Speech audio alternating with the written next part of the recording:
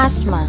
Asma adalah suatu kelainan berupa peradangan kronik saluran nafas yang menyebabkan penyempitan saluran nafas atau hiperaktivitas bronkus, sehingga menyebabkan gejala episodik berulang berupa mengi, sesak nafas, dada terasa berat, dan batuk terutama pada malam hari atau dini hari.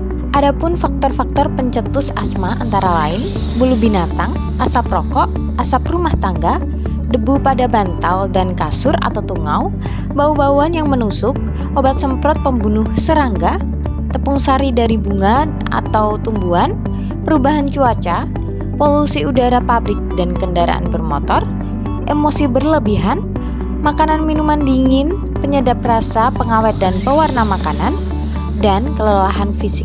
Perbedaan paru-paru normal dan paru-paru yang menderita asma. Asma tidak dapat disembuhkan namun dapat dikendalikan.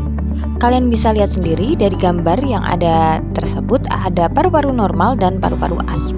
Dalam paru-paru normal itu otot-otot yang ada itu rileks. Lapisannya juga normal dan jumlah lendir ototnya juga stabil, normal juga. Dan paru-paru asma itu otot mengencang, lapisannya bengkak dan lendirnya itu berlebihan. Menilai berat ringannya penyakit asma, pasien asma berdasarkan gejala klinis dan fungsi parunya terbagi menjadi 4 derajat, yaitu asma intermiten, asma persisten ringan, asma persisten sedang, dan asma persisten berat. Dan masing-masing tersebut ada penjelasannya. Yang pertama, asma intermiten itu biasanya kambuh kurang dari 1 kali per minggu. Asma persisten ringan itu kambuh lebih dari 1 kali per minggu dan itu sangat mengganggu pola tidur kita. Asma persisten sedang itu kambuh setiap harinya dan perlu obat bronkodilator. Dan yang terakhir adalah asma persisten berat, itu gejala timbul terus-menerus dan juga memerlukan perhatian khusus dari dokter dan harus segera diperiksakan. Adapun pengobatan untuk penderita asma yaitu menggunakan obat-obatan yang tepat. Pemberian obat asma terdiri dari obat controller atau obat pengontrol asma dan juga ada obat reliever atau obat pelega nafas. Menggunakan obat-obatan yang tepat. Obat pengontrol asma yaitu obat antiinflamasi dan diberikan dalam waktu yang panjang dan dosisnya diturunkan secara bertahap. Obat pelega nafas digunakan untuk melegakan jalan nafas. Berikut ini pertolongan pertama pada serangan asma. Yang pertama, duduk dengan tegak. Jangan tinggalkan orang yang terkena serangan asma sendirian.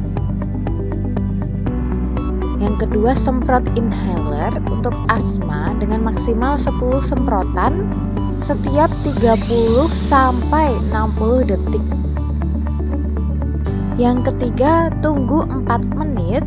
Jika ada sedikit atau tidak ada perbaikan, segera hubungi ambulan. Yang keempat, lakukan langkah ini sampai ambulan tiba. Prognosis asma. Prognosis asma umumnya baik apabila terkontrol. Apabila asma tidak terkontrol, maka dapat timbul komplikasi seperti penyakit paru obstruktif kronis atau PPOK. Tanda asma terkendali dalam 4 minggu terakhir. Apa itu tandanya? Yang pertama, tidak pernah terbangun malam hari karena gejala asma. Gejala asma yang timbul kurang dari 2 kali dalam seminggu. Obat pereda atau pelega nafas jarang digunakan kurang dari 2 kali dalam seminggu. Aktivitas tidak terganggu karena asma. Kenapa saat cuaca dingin asma kambuh?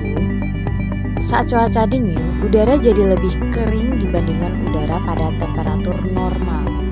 Maka itu, saluran pernafasan akan lebih mudah teriritasi. Akibatnya, asma jadi lebih mudah kambuh dan mungkin disertai batuk.